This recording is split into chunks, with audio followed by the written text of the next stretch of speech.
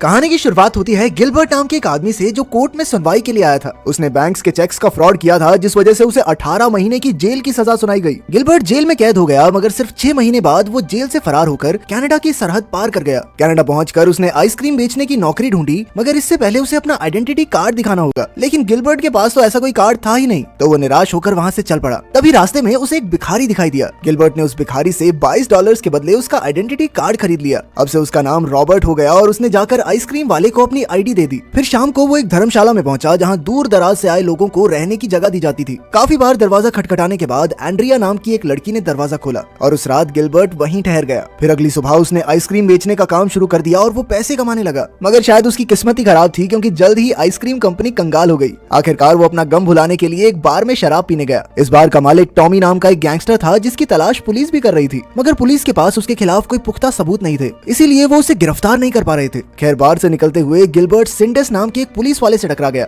सिंडस यहाँ टॉमी की जासूसी करने आया था। उधर गिलबर्ट ने घर लौटकर एंड्रिया को डेट के लिए पूछा। जल्द ही उनके बीच में प्यार पनपने लगा और फिर वो साथ ही रहने लगे। एक दिन जब वो घर लौटा तो उसने अखबार में पढ़ा कि अमेरिकी सरकार उसे ढूंढने के लिए जोरों शोरों से कोशिश कर रही है। गिलबर्ट थोड़ा घबरा गया और उसने एंड्रिया को सब कुछ सच बताने का फैसला किया। उधर एंड्रिया वॉशरूम में थी और अचानक उसका चेहरा खिल उठा। असल में वो गिलबर्ट के बच्चे की माँ बनने वाली थी। उसने बाहर जाकर गिलबर्ट को एक खुशखबरी देनी चाहिए, मगर उससे पहले ही गिलबर्ट ने कह दिया कि वो बिजनेस के सिलसिले में कुछ दिनों के लिए बाहर जा रहा है। जल्द ही गिलबर्ट पुलिस को धोखा देने के लिए वैनकूवर पहुंच गया। वहां उसने फिर से नौकरी की तलाश शुरू कर दी, मगर कोई भी उसे नौकरी देने को तैयार ही नहीं था। तभी अचानक सड़क पर उसने 2 आदमियों को एक ट्रक में से पैसे निकालकर बैंक में ले जाते देखा। यहाँ से उसके दिमाग की बत्ती जली और जल्द ही उसे एंड्रिया के प्रेग्नेंट होने की खबर भी मिली। लेकिन इससे उसका इरादा और पक्का हो गया। अब गिलबर्ट तुरंत बैंक में घुस आया और उसने चारों ओर नजर दौड़ाकर हर चीज को ध्यान से देखा। इसके बाद वो एक दुकान में घुसा और खुद को एक्टर बताकर कुछ भेस बदलने के कपड़े खरीदने लगा। कुछ ही देर में वो सिक्योरिटी गार्ड का भेस बनाकर बैंक में घुस आया और बैंक मैनेजर से मिलकर वहाँ की सिक्योरिटी की जांच करने लगा। इसके बाद वो कैमरा सर्वर रूम में भी गया और सारी जानकारी इकट्ठा कर ली। साथ ही उसने सिलिकॉन स्किन से चेहरा बदलने की कला भी सीखी और वहाँ से एक सिलिकॉन की नाक चुरा ली। आखिरकार वो चोरी के दिन भेस बदलकर बैंक में अपनी पहली चोरी करने पहुंचा। उसने जेसिका की टेबल पर जाकर एक कागज दिया जिस पर लिखा था कि चिल्लाना मत। फिर उसने अपनी जेब में छुपी हुई बंदूक दिखाकर जेसिका को सारे पैसे निकालने का हुक्म दिया। जेसिका ने डरते हुए सारे पैसे दे दिए, मगर अब गिलबर्ट के पास इन पैसों को रखने की जगह नहीं थी। तब जेसिका ने अपने पर्स में पैसे डालकर उसे दे दिए। इधर गिलबर्ट की नकली नाक उतरने लगी, जिससे उसका भांडा फोड़ होने ही वाला था, पर उसने मौका मिलते ही उसे चिपका लिया। आखिरकार काम होने पर उसने दुकान पर कपड़े लौटा दिए और सारे पैसे एक सूटकेस में रख लिए। इसके बाद वो तुरंत एयरपोर्ट पहुंचा, मगर यहाँ एक नई मुसीबत आ खड़ी हुई। उसने देखा कि उसके सूटकेस की एक्सरे जांच होगी तो उसके पैसे पकड़े जाएंगे। उसने जैसे तैसे कुछ पैसे अपनी अंडरवियर में छुपा लिए और वापस चेकिंग एरिया में पहुंचा। लेकिन फिर उसे पता चला कि डोमेस्टिक फ्लाइट में तो एक्सरे चेकिंग होती नहीं।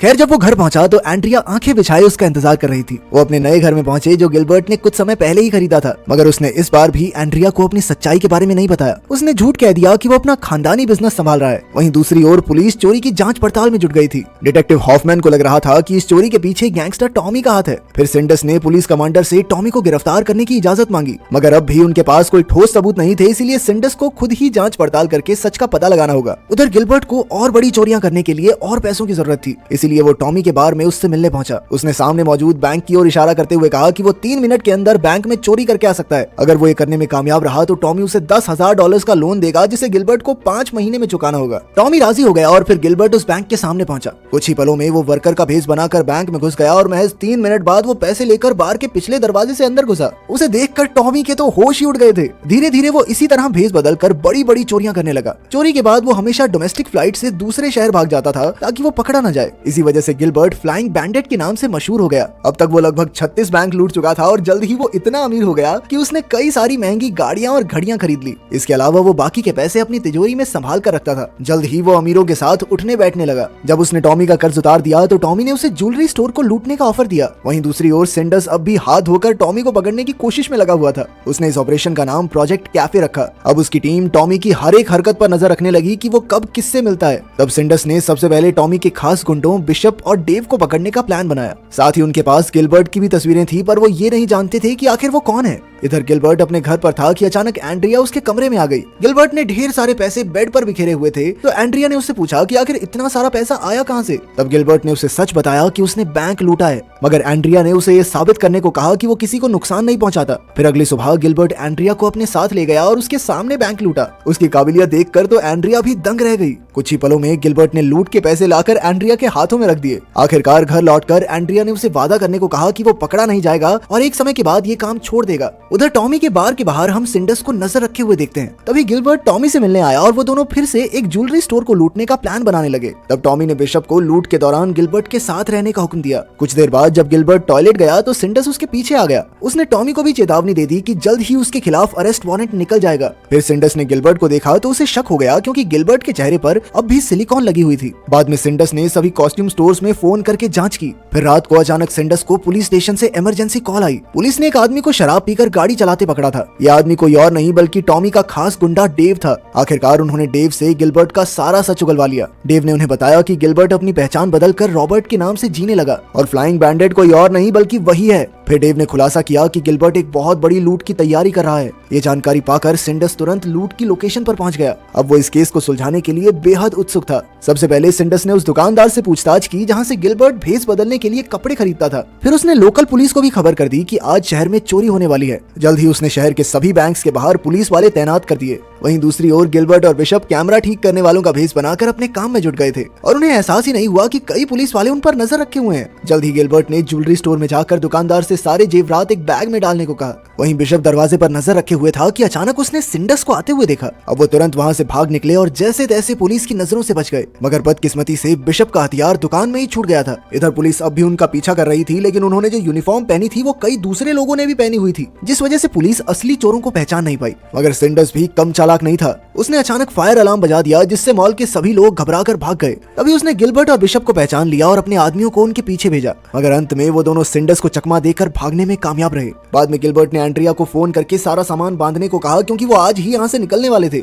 वहीं बिशप वापस टॉमी के बार में आ गया। जब गिलबर्ट घर पहुंचा तो उसने देखा कि एंड्रिया के पेट में दर्द शुरू हो गया था और अब किसी भी समय उनका बच्चा पैदा हो सकता है। गिलबर्ट बिना समय गवाए उसे हॉस्पिटल ले गया जहाँ एंड्रिया ने एक लड़के को जन्म दिया। वहीं दूसरी ओर पुलिस ने गिलबर्ट के घर पर छापा मारा, लेकिन वहाँ तो कोई रहता ही नहीं था। असल में गिलबर्ट बड़ी चालाकी से टॉमी की मदद लेकर दूसरे घर में रहने लगा था। खैर फिर पुलिस दुकान में मिले उस हथियार की जांच में जुट गई। वहीं गिलबर्ट कहीं दूर अपने बच्चे का पालन पोषण कर रहा था। गिलबर्ट आजकल कुछ ज्यादा ही फ्री था तो एंड्रिया एक बार फिर से प्रेग्नेंट हो गई। इसके बाद एक दिन अचानक टॉमी गिलबर्ट से मिलने आया। उसने गिलबर्ट से आगे के प्लान के बारे में पूछा क्योंकि वो फिर से गिलबर्ट से चोरी करवाना चाहता था। मगर गिलबर्ट ने ऐसा करने से इनकार कर दिया और टॉमी के जाने के बाद उसने अपने जमा किए हुए पैसे देखे। उनके पैसे लगभग खत्म होने वाले थे, पर फिर भी एंड्रिया ने उसे दोबारा चोरी करने की इजाजत नहीं दी। मगर अगली ही सुबह जब एंड्रिया सो रही थी तो गिलबर्ट एक खत में अपना पता लिखकर घर से चला गया। जब एंड्रिया की आंख खुली तो उसे एहसास हुआ कि गिलबर्ट जा चुका है। तभी फोन की घंटी बजी और एंड्रिया ने फोन उठाया तो सिंडस ने उससे गिलबर्ट का पता पूछा। एंड्रिया ने कहा कि वो तो घर पर है ही नहीं। फिर सिंडस ने सभी एयरपोर्ट्स पर फोन करके पूछताछ की, पर कोई फायदा नहीं हुआ। फिर इत्तेफाक से उसने अखबार में एक और एयरलाइंस की एड देखी जो उनकी नजर से छूट गई थी। अब उनकी टीम तुरंत उस एयरलाइन की फ्लाइट की जांच में जुट गई। उधर गिलबर्ट एक होटल रूम में अपने प्लान की तैयारी कर रहा था कि अचानक उसे एंड्रिया का फोन आ गया। गिलबर्ट ने एक बार फिर झूठ कह दिया और एंड्रिया को 5 बजे एयरपोर्ट पर आने को कहा। इसके बाद उसने पहले की तरह भेस बदलकर बैंक लूटा और अपना बैग भरकर बाहर आ गया। फिर उसने देखा कि उसके जैसे कपड़े पहने कई लोग बैंक में मौजूद थे। इस वजह से पुलिस वालों ने किसी और को ही गिरफ्तार कर लिया और गिलबर्ट मौके का फायदा उठाकर बाहर आ गया। उसने टैक्सी को आवाज दी मगर वहाँ कोई टैक्सी थी ही नहीं। असल में पुलिस ने सभी टैक्सीज को दूसरे इलाके में भेज दिया था। तभी गिलबर्ट की नजर एक ऑन सेल कार पर पड़ी और वो गाड़ी खरीद कर निकल पड़ा। जल्द ही सिंडस ने बैंक में पहुंचकर सबको गिलबर्ट की तस्वीर दिखाई। तब एक पुलिस वाले ने कहा कि उसने गिलबर्ट को गाड़ी में भागते हुए देखा था। उधर गिलबर्ट एयरपोर्ट पर चेकिंग करवा के आगे बढ़ गया, मगर तब तक एयरपोर्ट पर गिलबर्ट के फरार होने की खबर पहुंच चुकी थी। एयरपोर्ट वालों ने तुरंत सिंडस को खबर कर दी और सिंडस ने उन्हें गिलबर्ट की फ्लाइट को रोकने को कहा, पर हॉफमैन ने कहा कि इससे बढ़िया ये है कि वो फ्लाइट लैंड होते ही उसे पकड़ ले। इसके बाद वो दोनों हेलीकॉप्टर से गिलबर्ट का पीछा करने लगे। उधर जब गिलबर्ट फ्लाइट से बाहर आया तो एंड्रिया उसे लेने आई। तभी अचानक पुलिस की गाड़ियों ने उन्हें चारों ओर से घेर लिया। जल्द ही गिलबर्ट को गिरफ्तार कर लिया गया और सिंडस ने उससे पूछताछ की। एंड्रिया को गिलबर्ट पर बहुत गुस्सा आ रहा था क्योंकि उसने मना करने के बावजूद भी चोरी की, और जब उसे पता चला कि वो तो गिलबर्ट का असली नाम भी नहीं जानती तो उसने उससे तलाक ले लिया। बाद में टॉमी गिलबर्ट से मिलने आया और उसने कहा कि उसने ही पुलिस को गिलबर्ट के खिलाफ गवाही दी थी। आखिरकार गिलबर्ट को 59 बैंक्स लूटने के जुर्म में 20 साल की सजा सुनाई गई। तो क्या गिलबर्ट को सही सजा मिली या फिर तुम लास्ट तक सोच रहे थे कि काश ये बच के निकल जाए? कमेंट्स में जरूर बताना। मिलते हैं अगली वीडियो में।